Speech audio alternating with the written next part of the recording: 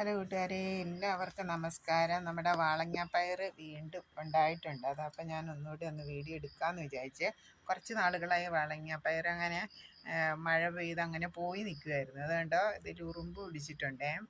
പയറിൽ നിറച്ച് ഉറുമ്പ് പിടിച്ചിട്ടുണ്ട്. നമ്മുടെ പണ്ടത്തെ ഉറുമ്പ്, നമ്മളെ മാങ്ങയും പേരിക്കൊക്കെ പറിക്കാൻ പോകുമ്പോൾ ചെറുപ്പത്തിൽ ഇങ്ങനെ ഉറുമ്പ് കടി ഇഷ്ടം പോലെ കൊണ്ടിട്ടുണ്ട് അല്ലേ.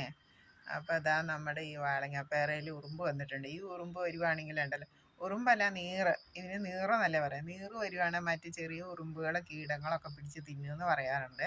അതുകൊണ്ട് ഞാൻ ഈ ഉറുമ്പിനെ കളഞ്ഞില്ല, ഉറുമ്പിൻ്റെ കൂട് കൊണ്ട്. അത് നമുക്ക് ഇവിടെ ആയിട്ട് ഒരെണ്ണം ഉണ്ടായിട്ടുണ്ട്. ഇവിടെ 2 കുഞ്ഞന്മാർ വിരിഞ്ഞ് നിൽപ്പുണ്ട്. പിന്നെ ഇവിടെ കുറച്ച് വലുതായത് നിൽപ്പുണ്ട്. ഇവിടെ ഒരു ഉറുമ്പിൻ്റെ കൂടൊക്കെ കാണാം കേട്ടോ. നിങ്ങൾ കണ്ടോ? ഉറുമ്പിൻ്റെ കൂടും കൂട്ടിയിട്ടുണ്ട്. ഉറുമ്പല്ല, നീറ്. ഞാൻ പറയുമ്പോൾ വീണ്ടും മാറിപ്പോവാ. നീറിൻ്റെ കൂട് കൂട്ടിയിട്ടുണ്ട്. അപ്പോൾ ഈ നീറ് നമ്മുടെ കീടങ്ങളെയൊക്കെ പിടിച്ച് തിന്നുമെന്ന് പറഞ്ഞതുകൊണ്ട് ഞാൻ ചെറിയൊരു എവിടുന്നോ കിട്ടിയ ഒരു അറിവാണ്. അതുകൊണ്ട് നീറിനെ ഒന്നും കളയാതെ നിർത്തിയേക്കുക.